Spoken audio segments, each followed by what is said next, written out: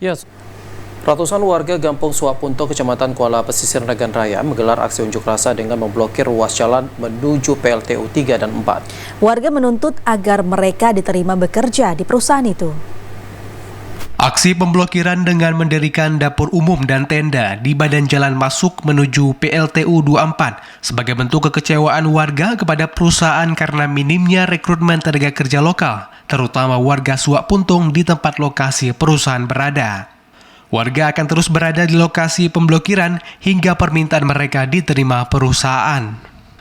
Randy yang merupakan salah seorang warga Suapuntung mengatakan, ratusan masyarakat di kampung tersebut telah mengajukan surat lamaran kerja kepada perusahaan setahun yang lalu.